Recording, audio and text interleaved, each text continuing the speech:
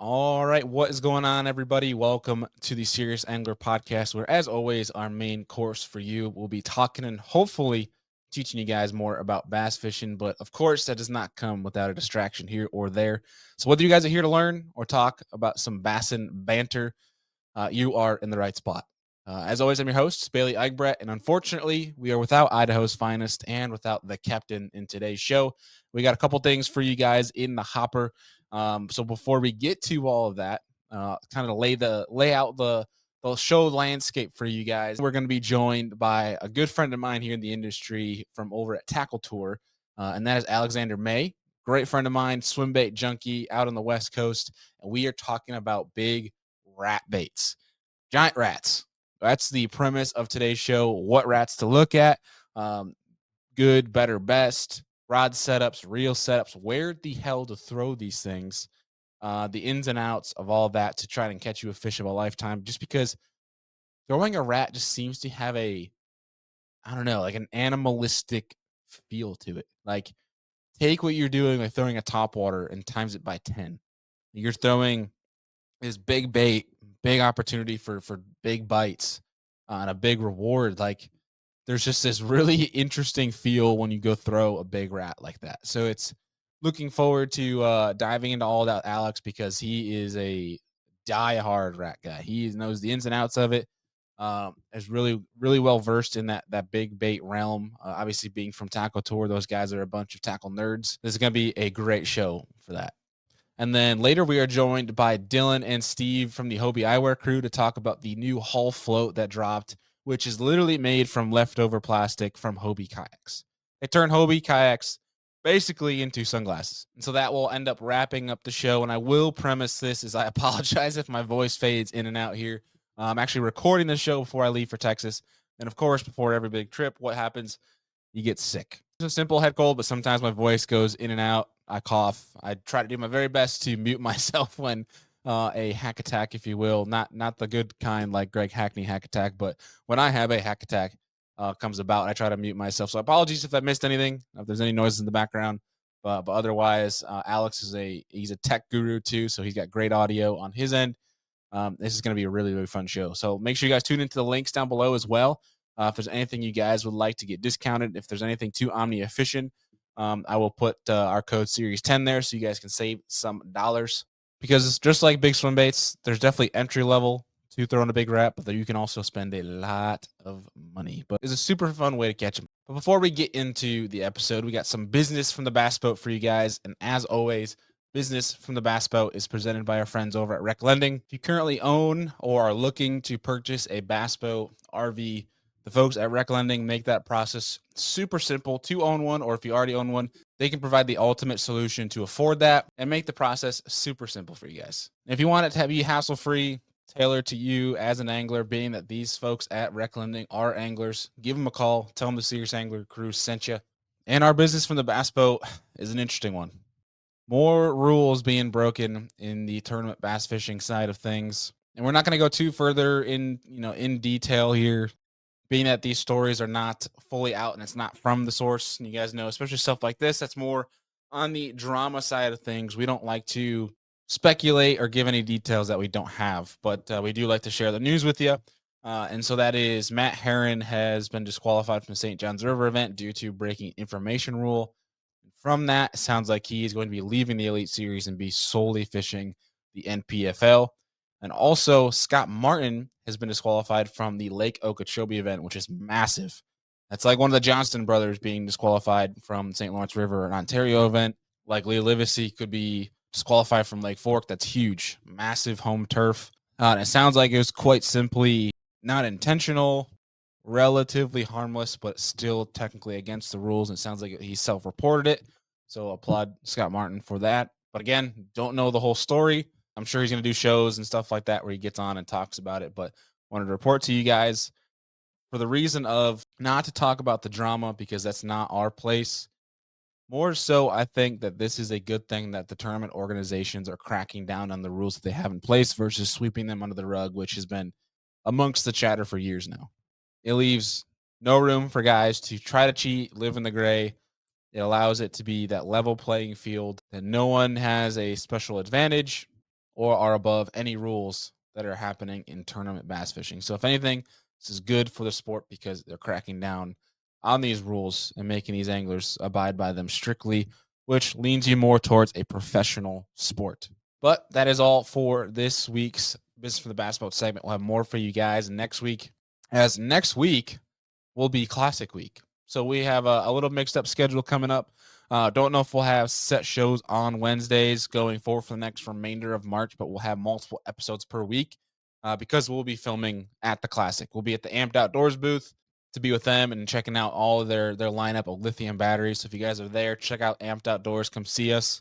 We'll be at Hobie Eyewear. We'll be with some of our partners that will be at the show. And like we talked with Steve and Dylan here at the end, as always, we have a 20% off code that you guys can use for Hobie Eyewear, and that's year round. Regardless of season sale, we have a 20% off code that you guys can use for your sunglasses. That is down below in the show description to go use for your Hobie Eyewear order. So, looking forward to seeing everybody at the Classic. If you're going to be there, come find us, come say hi. We'll be roaming around. You'll see all three of us, Deacon, the captain, and myself. Without further ado, let's get into today's episodes talking about giant rats. Mr. Alex Mei and the crew from Hobie Eyewear. All right, you still got me? Yeah, I got you.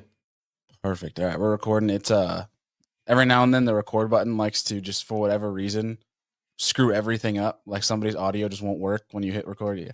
You know, I'm preaching to the choir. Oh yeah. Well, cool. All right, folks. We are with somebody that has been on the Serious Angler podcast before, and honestly is one of my favorite people in the industry since coming to the industry. Mr. Alex Mei, Mr. Tackle Tour, if I will. Dude, dude, how have you been, man? Good, Bailey. Yeah, I've been doing awesome, man. Not fishing enough like everyone else, I'm sure, but yeah, doing great. Thanks for having me on. It's been a minute, and obviously since making my jump, we have a little less communication, but I feel like this is kind of the remedy to this. Was we can just be fishing nerds, and I can learn from you in this because you are. I feel like you are the tackle nerd. That's one thing I really appreciated about bringing you, like going on media trips or talking to you in general, is that you talk to a lot of anglers nowadays, and you'll throw certain baits at them, like, oh, that sucks. There's no way that works, whatever. You give everything a chance, Yeah. and so I find that has allowed you to be pretty dialed with what you Mhm. talk about, which I feel like you have to be as well working with Tackle Tour because you guys do some incredible content, very like detailed, in depth, not just hey, this is a great bait, throw it. No, like you guys go full bore into ins and outs. So I appreciate every conversation I get to have with you, and I don't think the people are ready for the conversation we're gonna have today. I think we're going deep today. I mean, when you first of all, congratulations on making this move. I'm excited to talk to you every time I have an opportunity to. But when you reached out and said, "Hey, do you want to talk about some rats?" Like my eyes lit up. That's like my jam, dude. So we can go as deep as you want to go with the rodent game. I figured you are the perfect person to talk about this with for the pure fact that every time like we'd be in a car together traveling for a media event, rats always become the topic of conversation, seemingly Yeah. every time. So I think this is perfect. Cool. Uh, Yeah. but so I guess to kind of start into it is like some people might not even realize like what rats are, and Mhm. essentially, I guess kind of give if you could give a 101 definition of what we're talking about here, on what a rat even is. Kind of Sure. describe that for folks tuning in. Yeah, absolutely. I mean, a rat, it's really a plug, right? A rat is basically a topwater swim bait. Traditionally, this is this is probably my favorite rat of all time, and we'll talk about it. But this is it's a lot of people think that a rat is, you can't catch fish on him. It's like a toy, but really, it's just a type of different swim bait, and you have to kind of wrap your head around that. So, what the fish see basically is the belly, the profile of a rat, and a lot of people say like, why would fish eat that, right?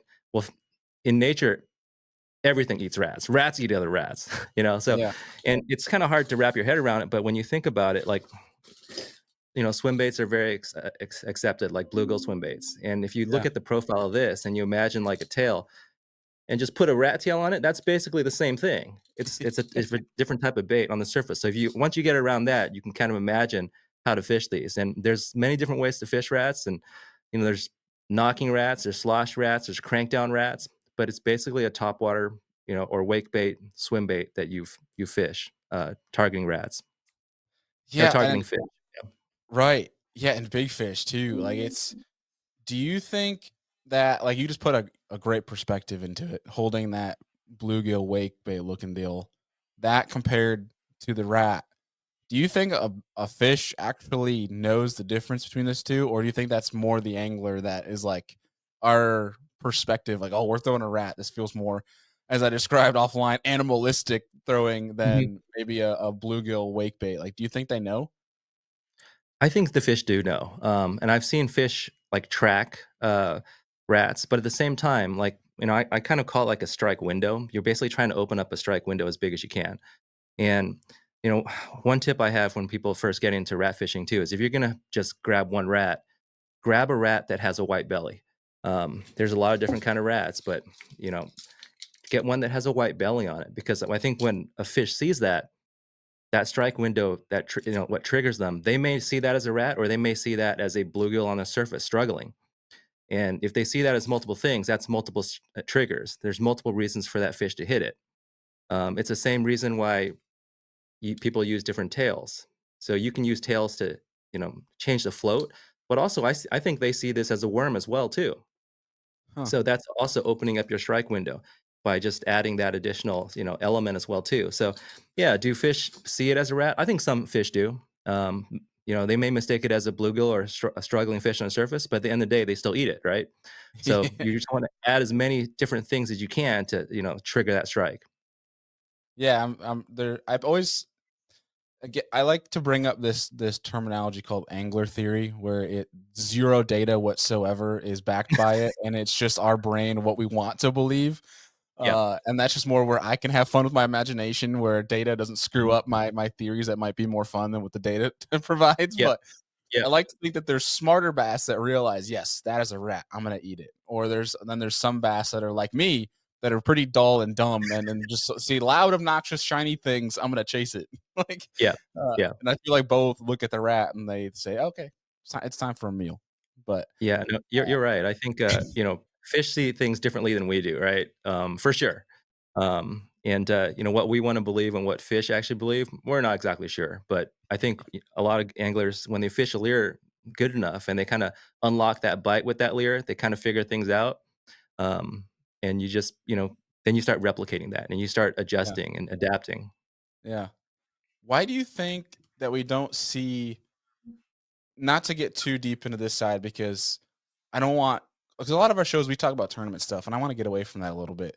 But why do you think we don't see as many rat type baits on the competitive landscape? Mm. Yeah, it's a good question. So, out here in the West, people do throw rats during tournaments, but it's not recommended that that's the first bait that you throw because it's typically a a high calorie kill, and you are going for typically bigger fish. So sometimes you're eliminating a lot of bites. So a lot of times what anglers will do on the tournament scene on the Delta, for example, is they'll throw baits that they can get their limit. And then as it gets later in the day, typically the rat bite, I mean, you can catch ratfish throughout the day, but the rat bite is typically very good when it's low light.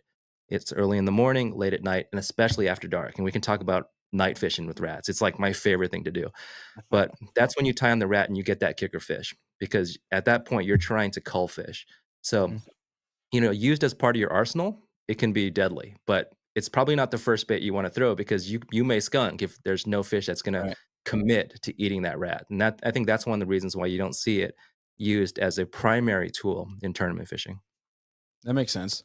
Now, do you know the origin or the history of rats? Like, was there some guy in his garage making them before it became a thing? Like, what's the startup?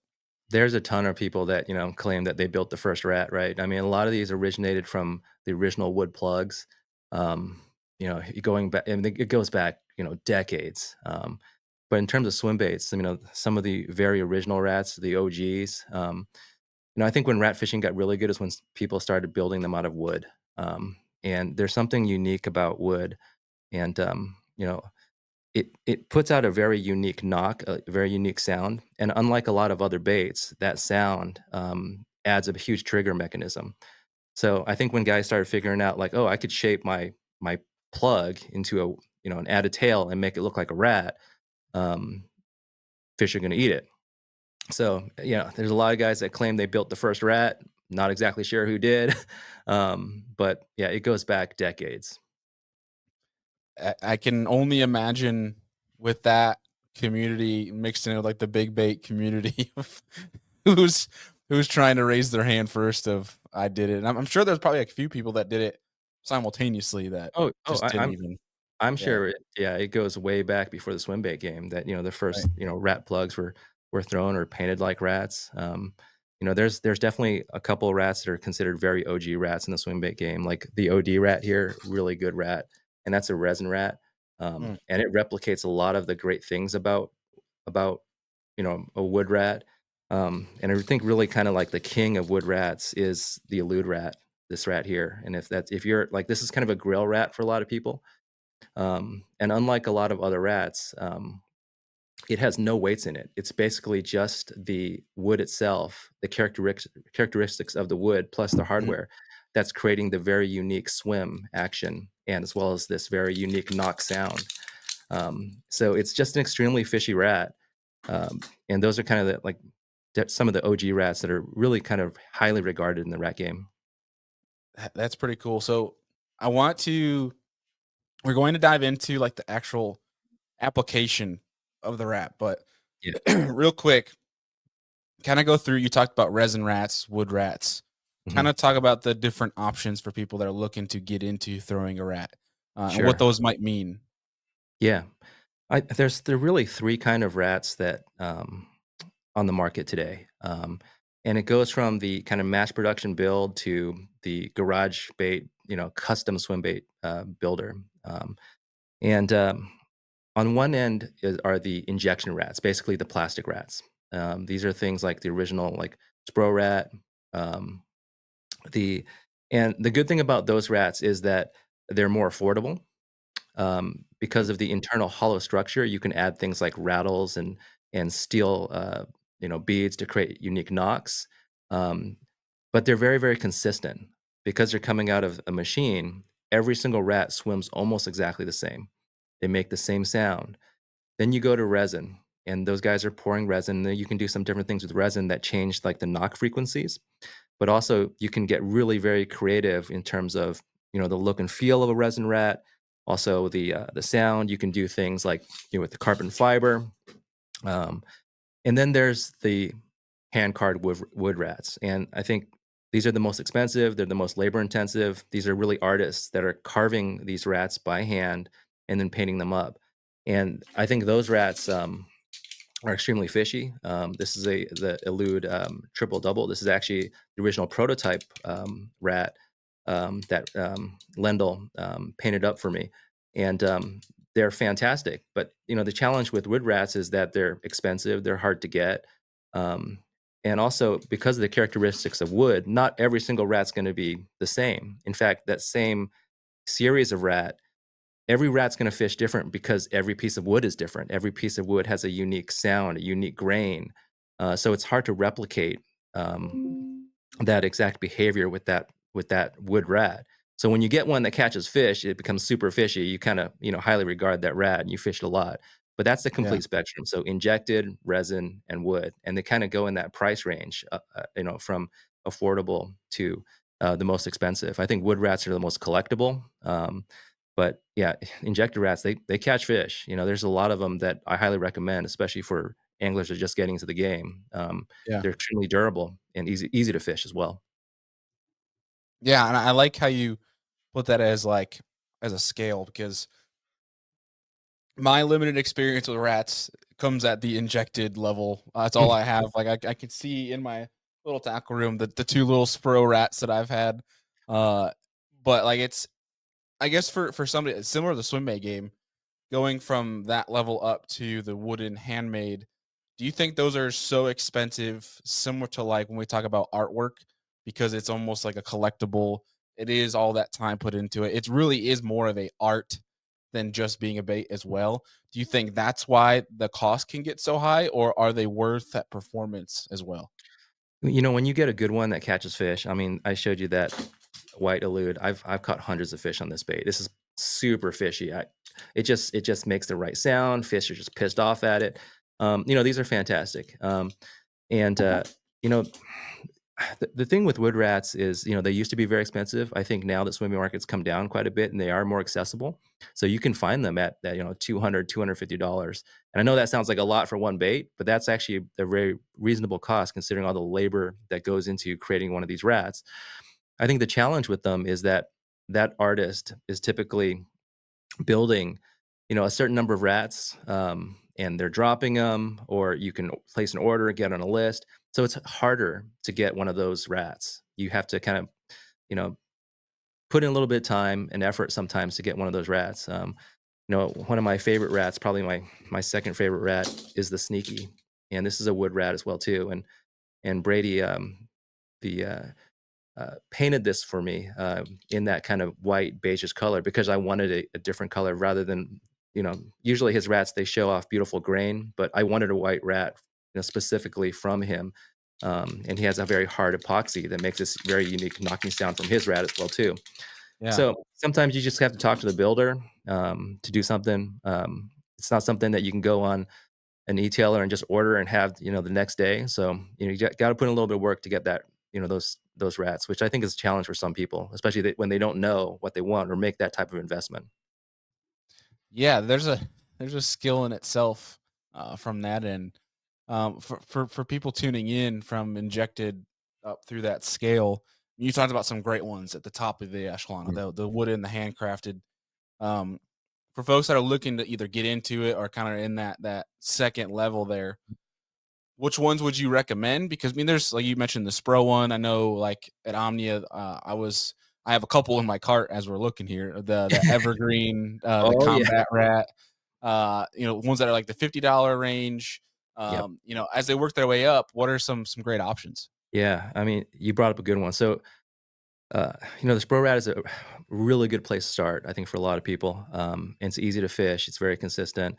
But that one, the one you just mentioned right there, that is the rat that I recommend for most people, getting into the game, starting to get, really excited about rats, and that's the evergreen rat.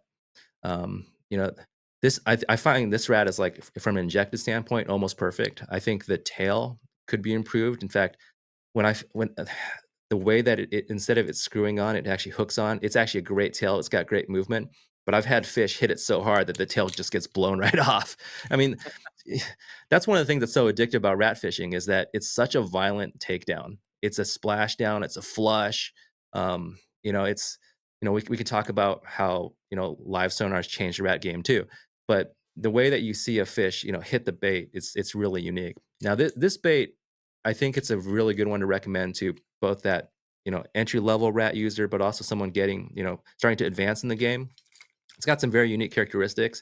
It's got that steel ball inside, so it's got a very deep knock, so you don't have to work the bait with the rod. Just basically retrieve it. It's going to make that sound. It's got a very unique scissor joint in the middle there. You can see it. That's got actually two pieces, and that Yeah. allows a lot of articulation so that the bait hooks on. But it's got the added benefit of it creates this grinding sound and almost like a squeaking sound, so that it sounds like the rat's actually like squeaking as it's struggling in the water. It's pretty cool. And it's also very durable. And it comes in some very unique finishes. One of the benefits of an injector rat versus over even resin and wood is that you can make it look translucent as well too. Mm. So that starts to look like a fish a little bit versus a rat, and that's something that you can do, that you can't do with resin. So there's a lot of benefits to this particular rat at that kind of 55, $59 price point. They're super durable. I've never had one blow out the body or have one take on water. I've just had to stock up on a lot of tails. Once you go to resin, I think there's a couple different options. Are you familiar with toxic baits? Caesar toxic baits? I know of them. I think I Yep. followed their page, but I have never thrown one of their baits before. Yeah, so they make a great rat. It's called the micro mink. It's kind of a funny looking rat, right? And it looks like, what does that look like to you? I mean, it's got a very unique profile. Some people call it Mr. Stinky, right?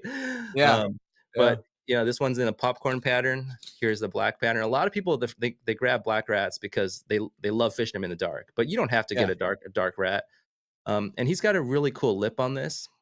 So it displaces a lot of water, and how the lip angle changes the rat movement is it basically allows it to swing out different directions or harder, and also on the crank down gives it a very strong action. And Mm, this kind of very, nondescript looking rat, it catches. It's a fantastic rat. He uses a resin that's very loud.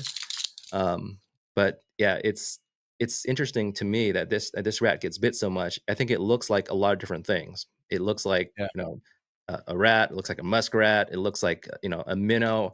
I think this kind of generic shape for a resin rat, and it's only $100 too.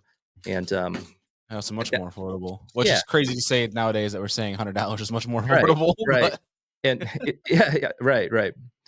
So that's a good option. And then, for the elude rats, obviously, I think they're some of the best wood rats. In fact, I think they're the best wood rat. There are resin versions of them that can be had as well too for a little bit more affordable. So it's basically that same type of look. This is a gas rat, a three-piece gas rat, um, but it's made out of resin instead of wood. mm, So he's got a whole series that are basically he calls them zombie rats, the ones that are resin, and they're basically resin versions of the wood. And these tend to be a little bit more durable, a little bit higher float. So if you crank them, you can crank them a little bit faster, but they don't knock as loud. So resin just doesn't sound as loud as wood. It's yeah. more subtle. So I That one's got typically a freaking caboose on it. oh, you want to see a caboose? So here you go. Here's the zombie XL. Oh my gosh. Yeah, I mean you're That's talking like 8 ounces you gotta sling with this guy. You need a big rod to throw this bad boy right here. So this is trying to unlock, some bites that, who's gonna take down this thing? Like, take down a giant muskrat. Um, and I throw this sometimes not necessarily to get that big bite, but to basically throw a rat to get fish to show themselves. And mm, then I'll throw another rat in there to unlock that bite. But it's a that's kinda good insane. search rat. It's insane. It's a giant, giant rat, yeah.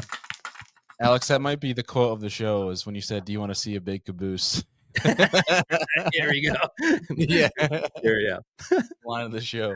Yeah. That's that's awesome, dude. So to unpack this a little bit, you talked about the lip. And so for folks like myself who quite not understand Yeah. lip angles and things like that, what happens as you so obviously if it's flat, that's like your wake, right? You're gonna remain on top at that 90 degree. Mhm. But as you alter it, how does it work from putting it more forward? You said that allows you to crank it down subsurface, correct? Mhm. Yeah. Yeah, so there's different types of rats, and, almost every rat can be cranked down at some to some degree, to basically become a wake bait.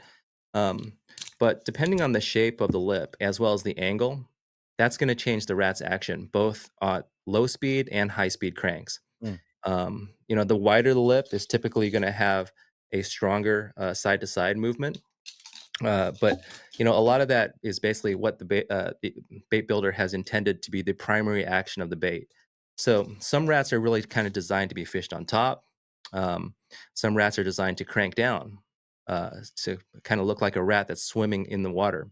And you can adjust rats uh, to do that as well too. So if you don't have a huge arsenal of rats, you're not carrying like 5 rats in your bag.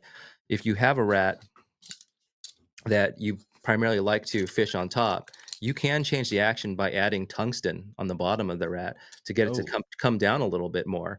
that's Um, cool. and then another thing that you can do to kind of play that rat, and get it to swim down if you think that fish are going to be more willing to eat a rat that's subsurface or that looks like it's swimming.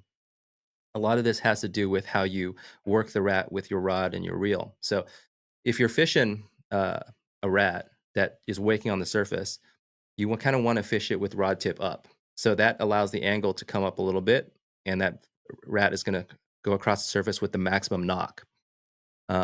But one of the things I like to do when I throw that rat out there, the first thing I do is I kind of move the rod around, rod tip neutral, and it looks like that rat is kind of struggling in the water, like it just fell in the water. Mm. And sometimes that's enough to trigger a strike. So, but That's if you want to that's crank juice. down, That's some juice, yeah, man. yeah, yeah. So you've got yeah, that's a trick for me. I'll tell you one of the things that just like with other baits, it's like, don't be afraid to mix up your retrieves. And we talked about that strike window. So if you're retrieving a rat and you're just doing the same constant retrieve, and this is what I talked about with live scopes. To me, it totally changed the game for me because I adjusted my live scope on my boat where I could see the rat and I could see the wake, and I was surprised by how many fish were coming up and following this rat all the way back to the boat, but they weren't eating it.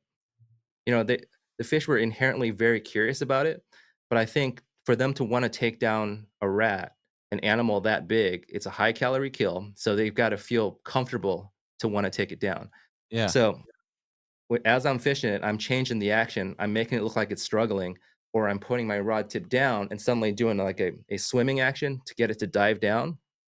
When you change those things, that's when I got the strikes, Ah, especially when you kinda let it even sit there and you move your rod tip around a little bit, it suddenly looks like it's struggling, and you know how fish are, when they kind of sense something is wrong, something's wounded, something is injured, easy that meal. becomes like easy meal, easy kill, and they'll that will trigger the strike.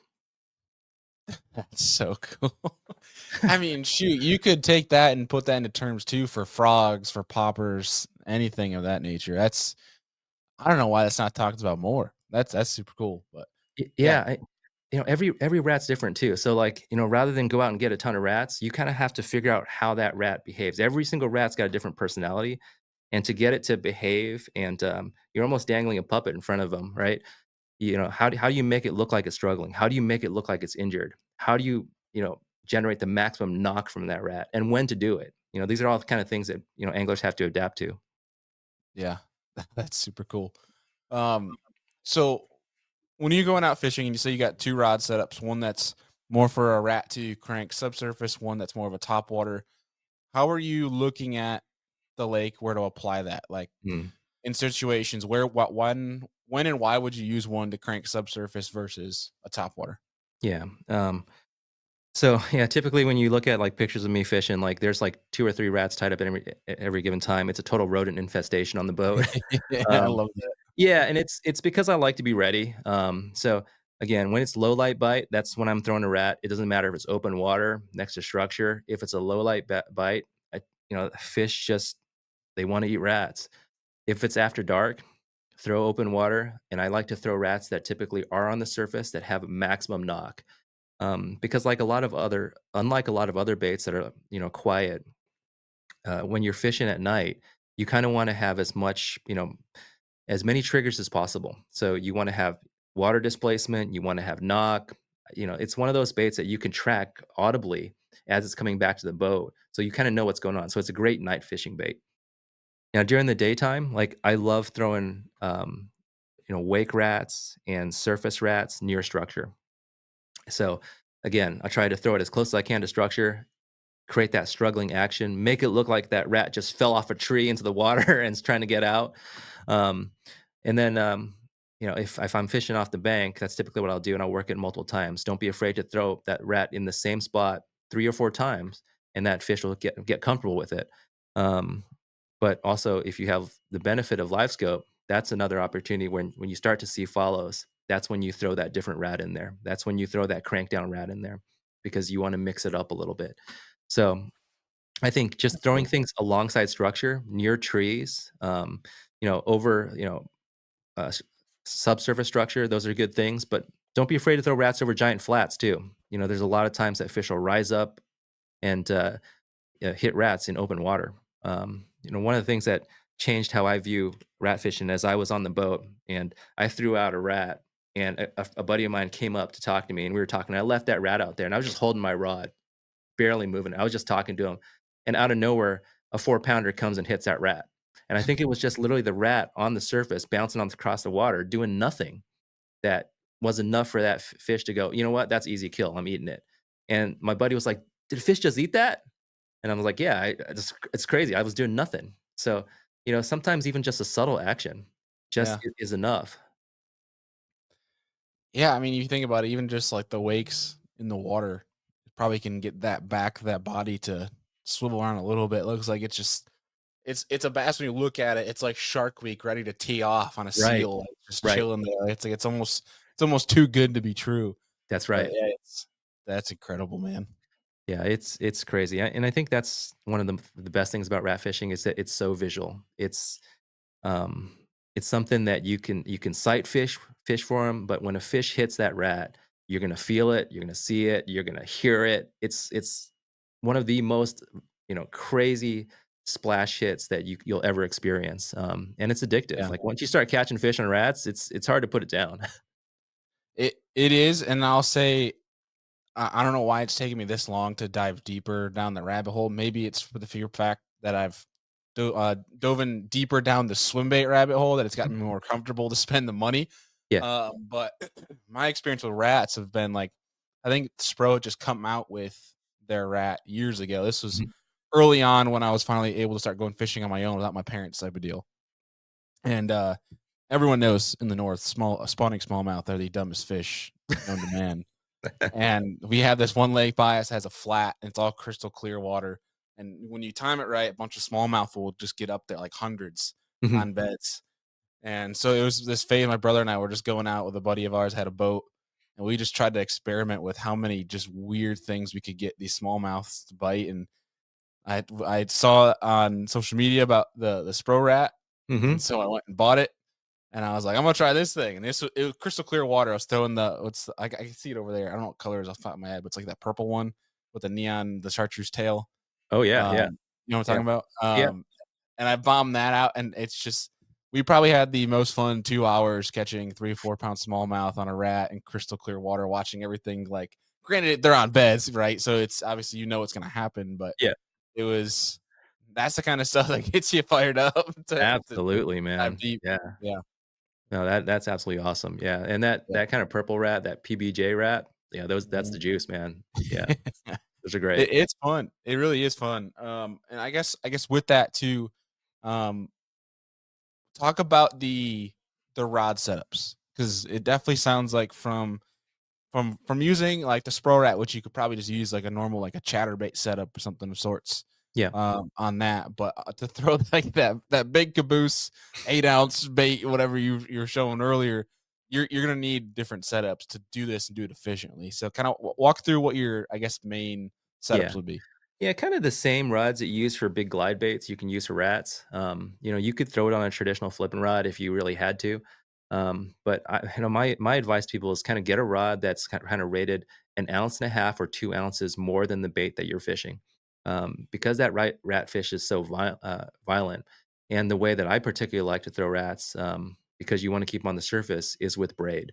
So braid floats, but it also gives you that instant set, right? So the minute that fish hits the bait, it's super, violent. That shock's gonna go straight through the rod. And you want to have enough rod to be able to manage that fish from the initial strike all the way back, working it back to the boat. So, using a braid, a 50, 60 pound braid, you can tie it directly to the rat. They're not seeing it. It's right on the surface. Um, but also having, yeah, that strong rod. I typically like to throw rods that are rated, 4 ounces and up. To throw a big rat like that, you're gonna have to rate it, 8 to 10, like an extra heavy or extra heavy. Yeah.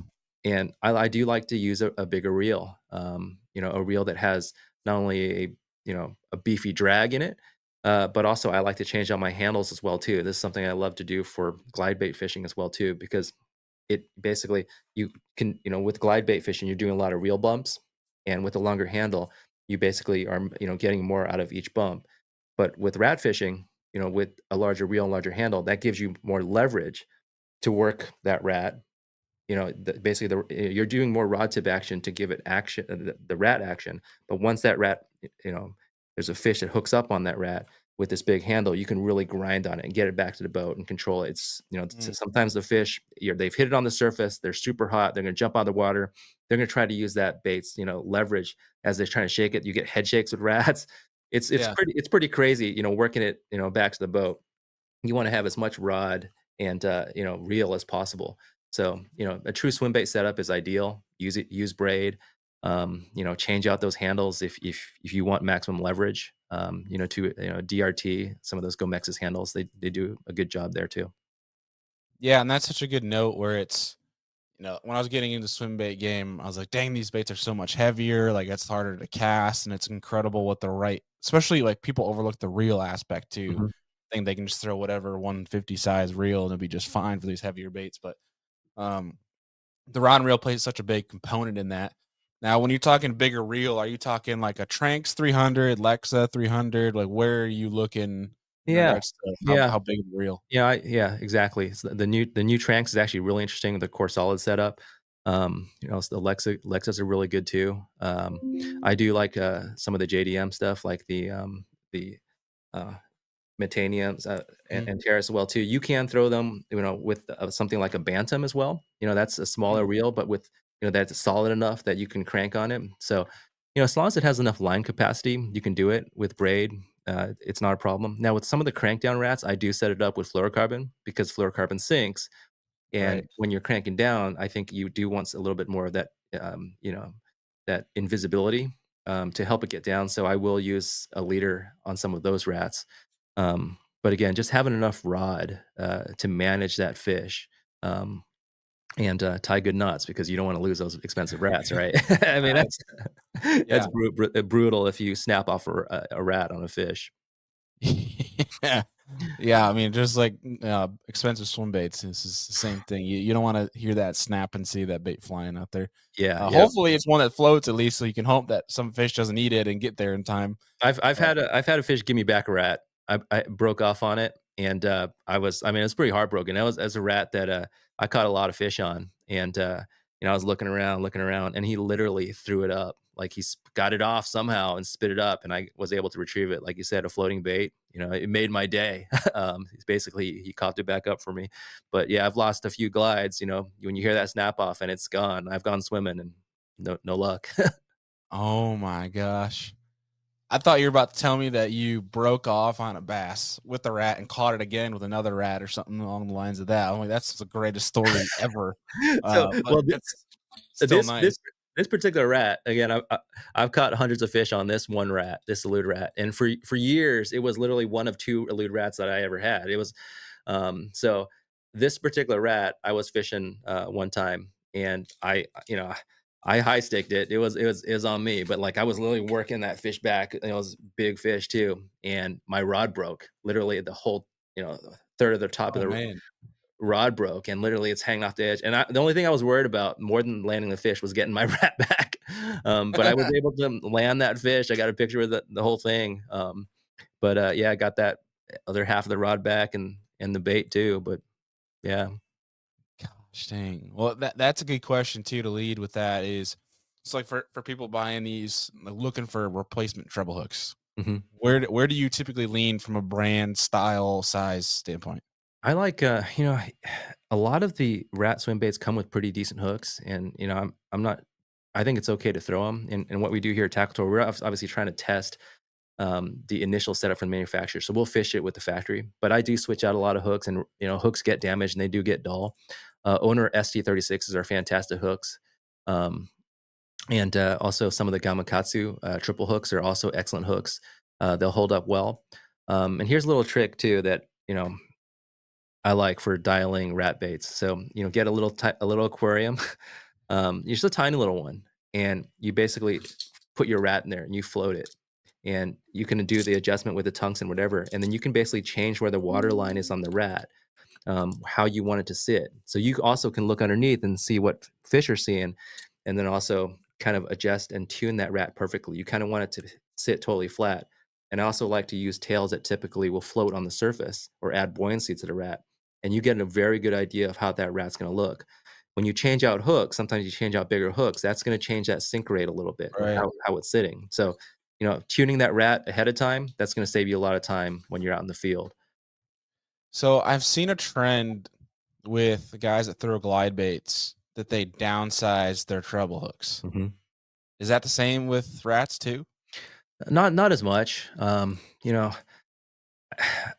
I think again with the rats, it's such a violent take. Usually, when you have a fish that hits a rat, um, more often than not, it's taking it from the back, or actually just literally, like you mentioned earlier, breaching on it, like a shark, attacks a seal, and they crush it. So the larger hooks, if they're trying to take down a bait this big, they're gonna get hook. Um, so you can. I don't recommend it. I think those larger hooks are just fine. And again, it's so violent that oftentimes they'll hook themselves on the inside with one hook, the back hook, and hook themselves on the outside with the other hook. Oh man. Yeah, I've had so many T-boned like that, and it's crazy.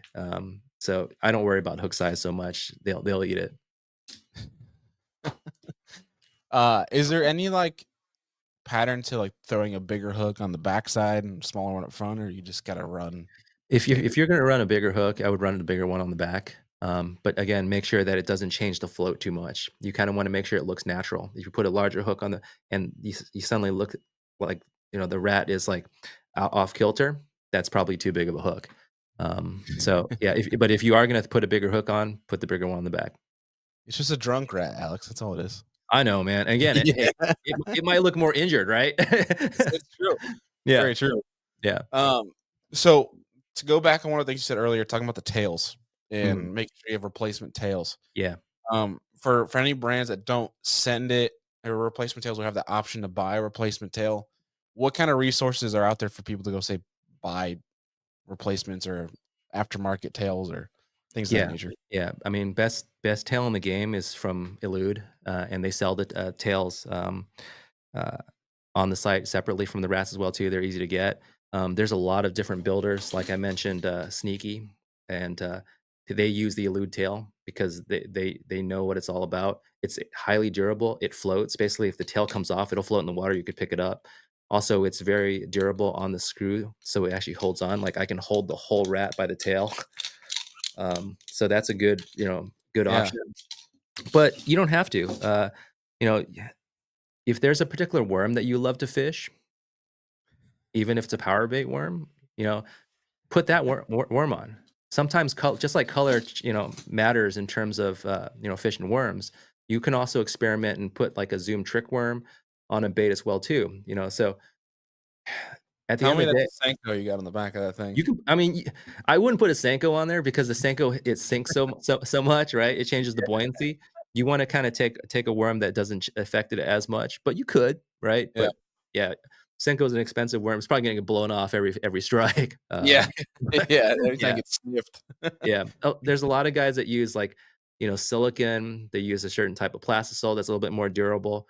But, hey, in a pinch, throw on a Zoom worm, man. It's totally cool. You can put a robo worm on too if that's what, they want something a little bit more subtle. Hmm, That's totally fine as well. that's pretty wicked. What tips would you have for people that are just starting to get into throwing rats? Like the actual application, like they want to go out and catch fish on them. What are the big key points? Yeah, I think, patience, one. There's sometimes you're gonna throw a rat, and if you're going to maximize your chances, again, throw it early or throw it late. Those are gonna be your best windows to try to get a fish to eat a rat.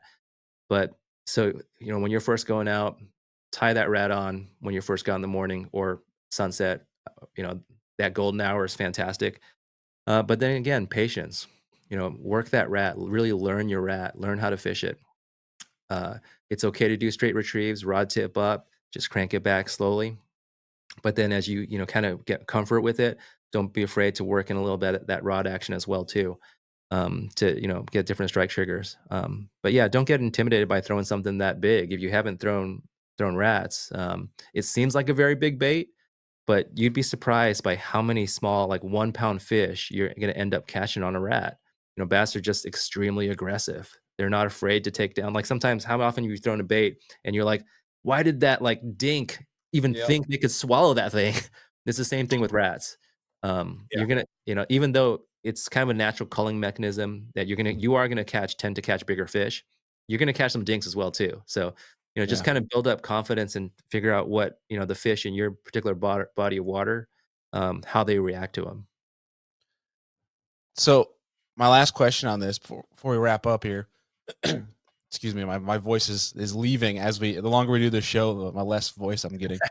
Um, when you're missing bites or say you're getting blown up on the rat and they're missing it, do you follow up with a smaller rat or you follow up with something that's like a Senko, a Wacky, Nico, etc.? Yeah, so if there's another angler with me, I typically, just like with the co-angler, I'm like, "Get in there as soon as possible." And once you miss that strike, throw something else in there. And you can usually tell with the ratfish if there's when there's contact, if that fish got stung with the the hooks or not. If it got any piece of hook, for example, like if it's loaded up and there's any weight on it, you know you got some hook into it. It's probably unlikely that they're going to hit it again with that exact same bait, and you might want to throw something else. Probably not another rat, but something a little bit more subtle. But if they've hit it and you know they haven't got any hook, or maybe they just got a little bit of hook, I'd like to throw that exact same rat in the exact same place or past it and reel over it again rather than change out that rat. It hit that rat for a reason and it missed it. So more often than not, it's going to want to try to take it down again. So I don't like to change it. I like try to maximize your cast, get in there as soon as possible, and see if you can get it to go again. Yeah, it's kind of similar to frog fishing to an extent. Whereas typically they might come back for the frog, but more often than not, if you throw a fluke or something in there. Yeah, yeah, yeah, and it's a good point too. Frog fishermen make some of the best rat fishermen, right? Um, the only difference is I think rats are a little bit easier to fish because to really impart an action on a frog, you kind of got that perfect cadence. When you fish a rat and you fish it wrong, there's no wrong way to fish it. When you're doing weird rod actions or you're getting a little bit crazy with your retrieves, that imparts a very unique action on that rat. And again, it looks like it's struggling. So it's you can have patience, you can go crazy with it, you can, mix things up, and sometimes that's what's gonna get them to go. Yeah, I love that point of frog anglers can make great rat anglers. Would you say like somebody that's going down the bank typically throws a buzz bait or a chopo, something of that sort? Mhm. Swap it out for a rat. Is that like a great way to just start learning? Is where you go throw that kind of stuff, swap it out? Absolutely. Yeah, absolutely. A Chapo, a great example. That type of retrieve, that's a perfect opportunity that you could throw a rat instead. Um, and the rat is actually gonna be more subtle than that. Even though it's a larger Mm, profile, it's gonna be a more mhm. subtle, action, especially, if you get a resin rat, um, it's gonna have a more subtle knock, and that's kinda hard to wrap your head around too, that this is actually a more subtle bait than something like a Chapo. Um, but yeah, that's a perfect example of something that you could potentially swap out. That's awesome. Dude, is there anything we might not have covered on this? Um, You know, I I I think just have fun with it, right? This it's another tool. It's another type of bait. I know people that exclusively throw rats or throw swim baits or glides. It can be that, and you can go really deep. I've got like rat boards here in the studio here that are Yeah, specifically you see for it. rats, so you can go crazy with it. But you mentioned early on when we started the show, why don't more people throw it in a tournament game? A lot of those tournament anglers do have rats in their boat, right? So it can be just another tool that you can add to add that kicker fish. It's a good bait to unlock a bite also when a lot of other things aren't working because Mm, it's so different than the traditional baits that you may be throwing that day. So it's good to have a rat with you at all times. It's a fun bait to fish. Once you get hit, I bet you get hooked. heck yeah. Dude, I'm so excited to dive deeper into this stuff. I got a perfect place, my little Lake X that they go nuts for a buzz bait, overhanging trees, all that stuff. I'm very excited to put it to use and go nuts. Fantastic. Well, after the show, man, I'm sending you a rat, and I want to see pictures or Oh videos, man. man. So You can guarantee I'll be sending the content. there you That's for go, dang sure. baby. That's freaking awesome, dude. What obviously your social links, everything will be linked down below, but anything coming up on the forecast here that folks need to know about, whether for you or Tackle Tour? Yeah, I appreciate that. Yeah, we've got some new reviews. We're going deep with some different swim baits this year. There's a couple new manufacturers that are coming out with new reels, uh, you know, pre iCast. So that's look for those reviews coming up in the near future. There's going to be a real review going live real soon. I think it's going to be real interesting to people. There's some new manufacturers getting in the game. Um, and yeah, you're gonna always find a lot of rat rat coverage on the site.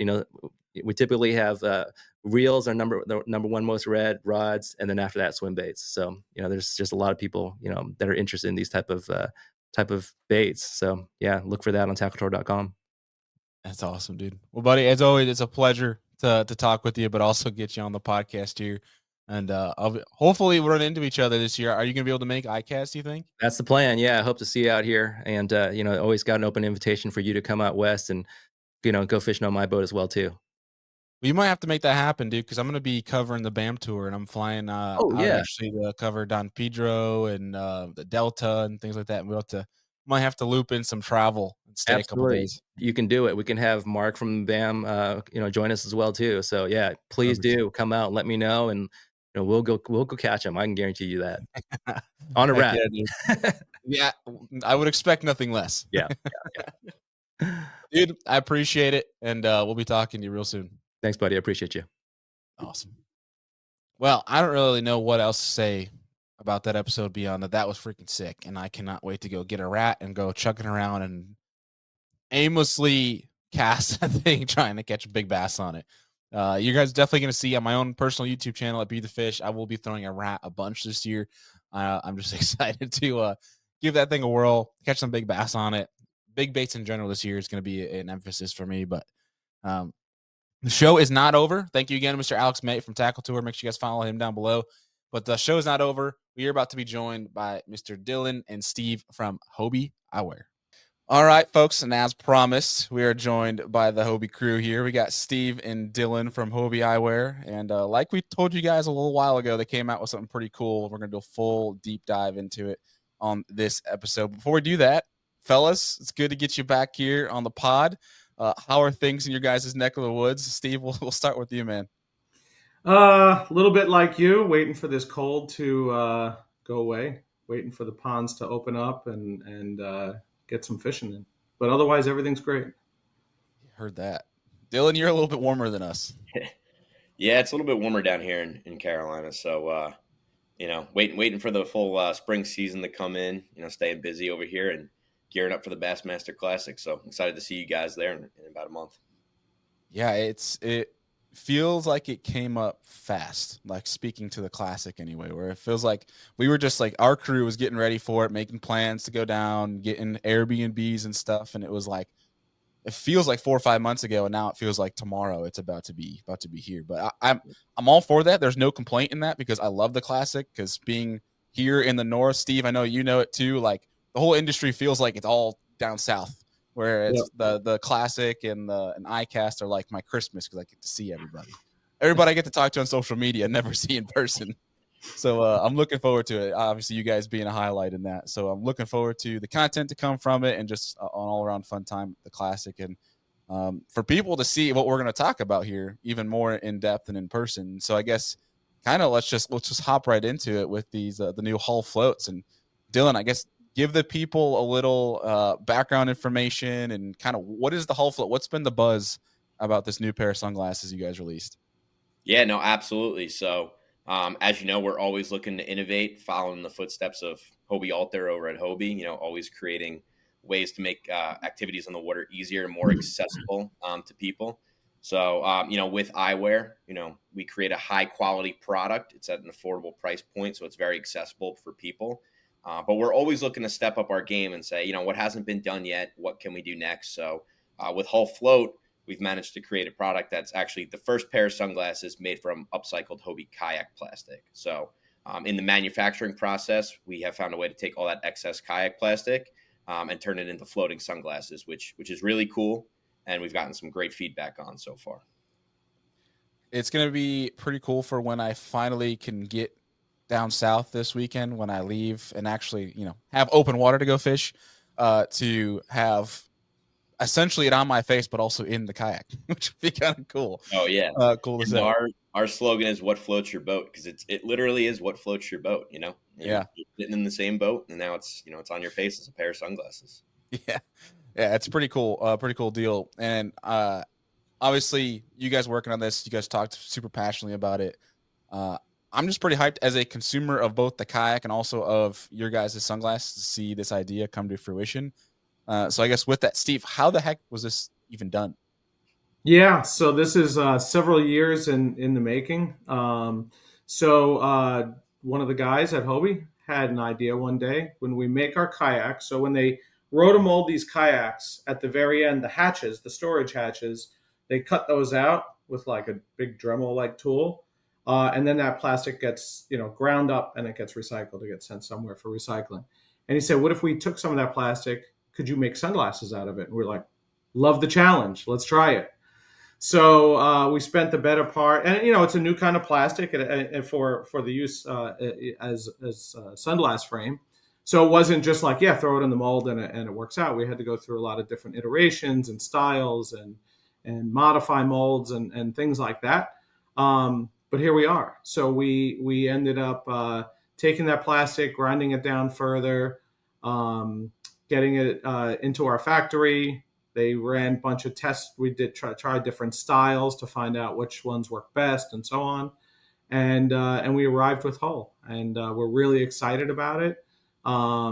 So you have with Hull, you have the upcycled kayak plastic story, but we also put bio-based lenses in. Our polarized lenses are bio-based. They're actually derived from castor oil partially. And then the hard case that comes with it is also made out of kayak plastic. And actually, I should have been showing off the style itself. So you got Hull right there. First ever of its kind kayak plastic sunglass with bio-based lenses. And then, like I said, we actually said, well, why don't we make the hard case out of the kayak plastic too? So you get this really cool clamshell hard case like this, and the microfiber, which has a really cool design on it on both sides.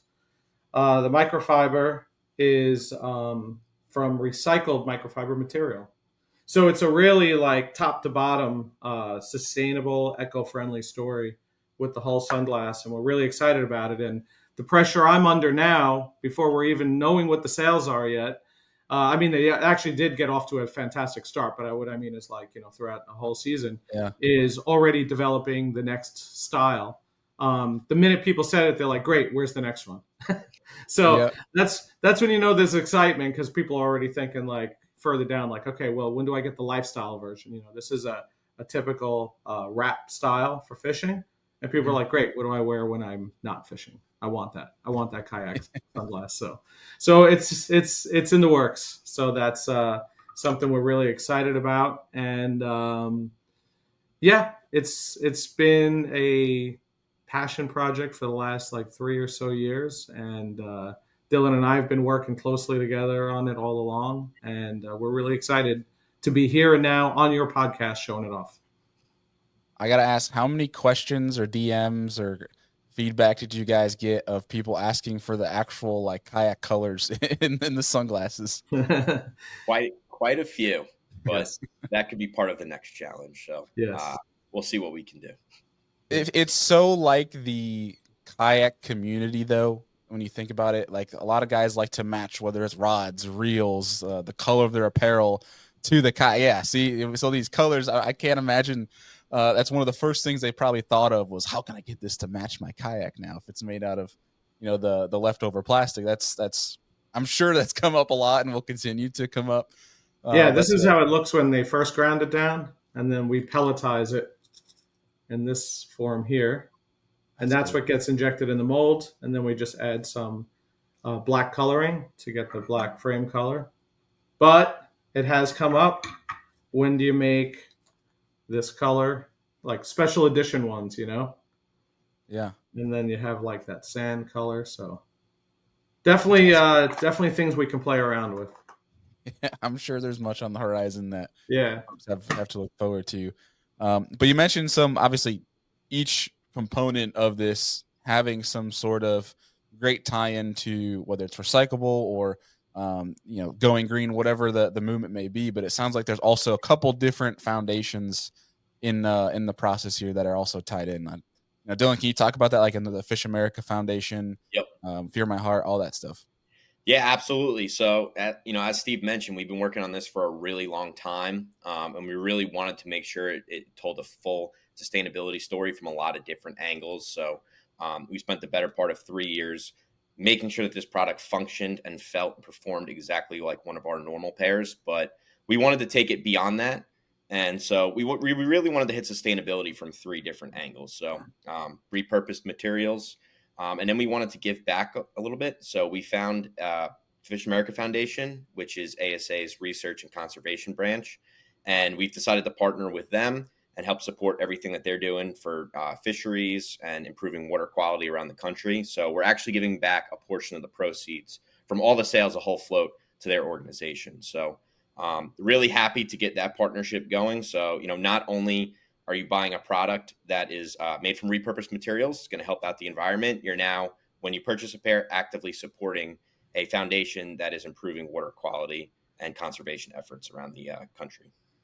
Yeah, this is something I wish so many more brands would do, because it's like license sales to me. From an angler, a hunter, any outdoorsman, like there's a sense of pride in when you buy a license where it's like, yeah, I'm paying the state to go do this, but that money goes back into supporting the resource that you're trying to consume.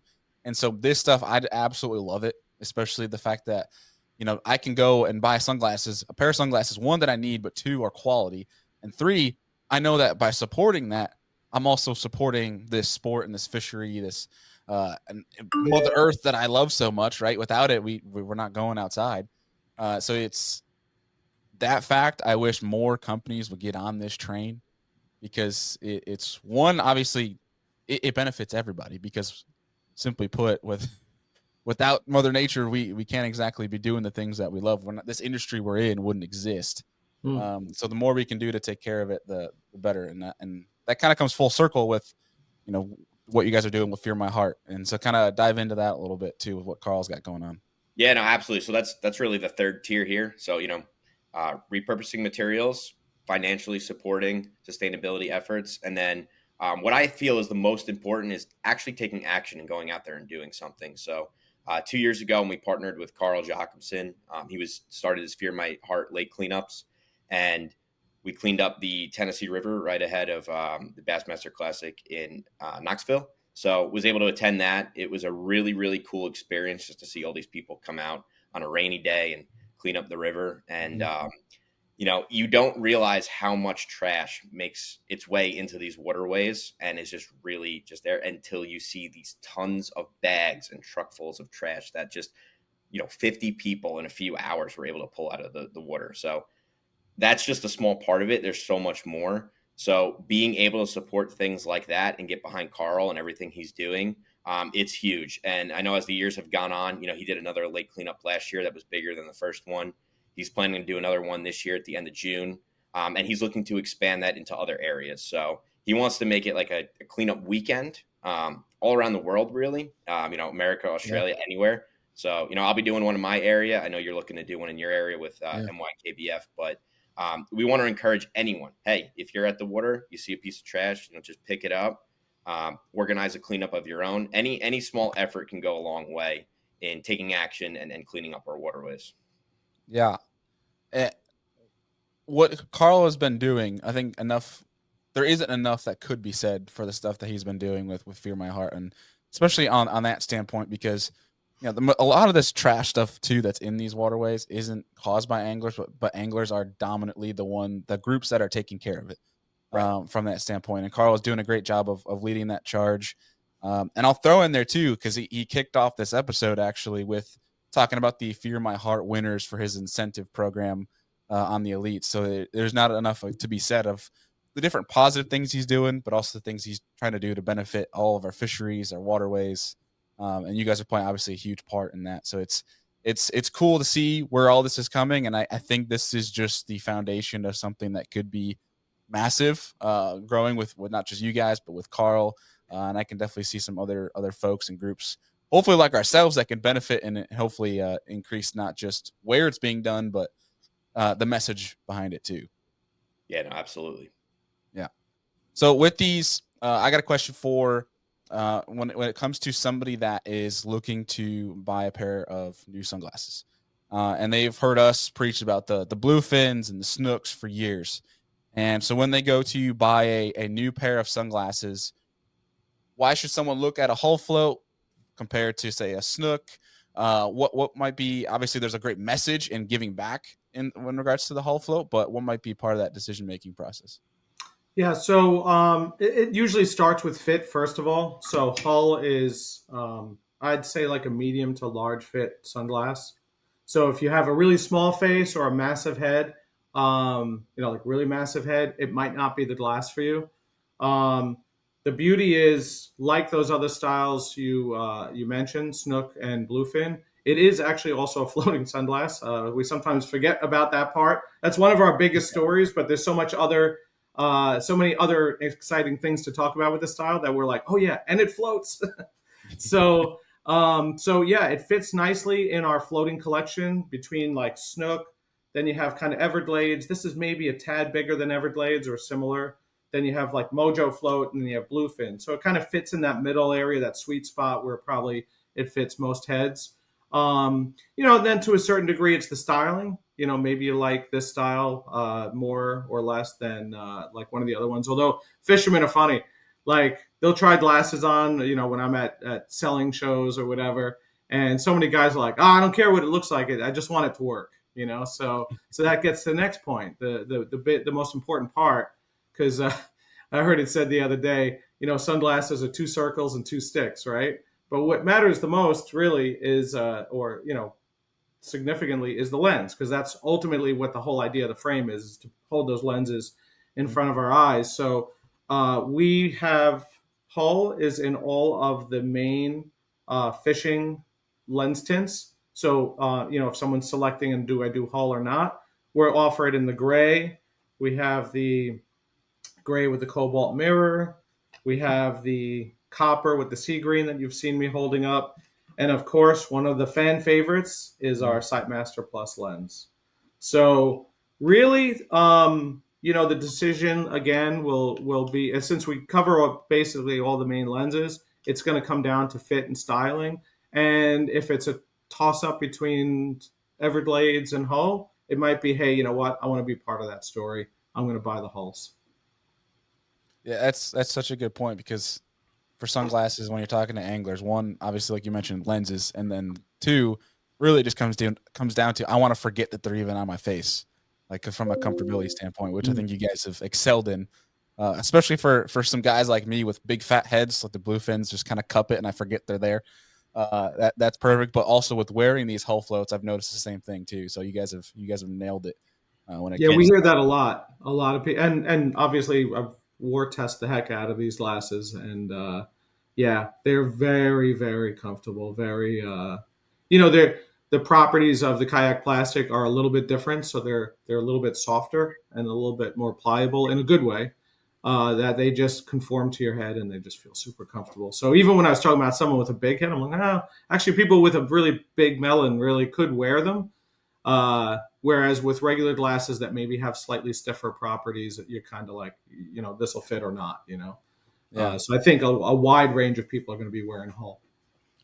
Yeah, Yeah, I gotta attest to that too. When you're talking about beating the snot out of some of these sunglasses and being able to to keep up with that, it is hilarious. Every time my wife gets in my truck, she mentioned it a while ago. She goes, "It looks like a Hobie eyewear bomb went off in this truck," because I got two pairs up on the dash, I got more pairs in the center console, and then I got the containers and everything on the side door. It's basically kind of like a laundry list of like sunglasses per the condition. I just open it up. I got my little shop with shades, but she says that, and she has her passenger doors full of Hobie shades for her too. So it's old Hobie shop, but you can literally beat the living crap out of these things, and that's what I need. I can't have nice things for a good reason, and these are one. I just nice the fact that one, they're affordable, but they don't feel like cheap sunglasses. When you look at the price point with the sunglass and you feel them, you're like, these should be twice, if not three times, the price point when you compare them to others. But it's one. I mean, I'm not nice to my stuff. Anybody that knows me, and you guys know it too, I'm not nice to my gear. I've tried to break them. It's in that regard, you guys nailed it. yeah. Well, I guess it's people like you the reason why we have our lifetime warranty. So Yeah, that's definitely exactly. an added bonus to buying a pair of Hobie eyewears, having that warranty.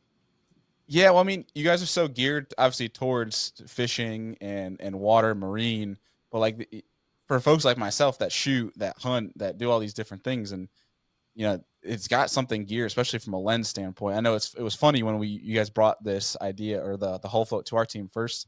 I know the guys are like, "Do you have it in Sightmaster Plus?" That was the first thing they asked. Obviously, being fishing forward, but I saw you smile when I brought that one up. You were like, yes. I mean, that's the juice, man. Everybody knows that Sightmaster Plus. If you're fishing shallow or if it's overcast, you got to have Sightmaster Plus on. Yep. It's the juice. But yeah, no, I think you guys did an incredible job with this. And then I think before we before we wrap it up, is there anything the folks need to know if they're? I'm pretty sure they're already sold right now on the Hull float, but if there's anything else that maybe we didn't touch on that the folks should know about. I can show something quick. I mean, if you are a retailer, I know this is probably mostly consumers we're appealing to on the podcast right now, but we made this highlighter fixture here. So it shows off the little plastic, so you kind of get a look at the raw material there. The sunglass sits on there, and you can stick a little graphic right in this little slot right there.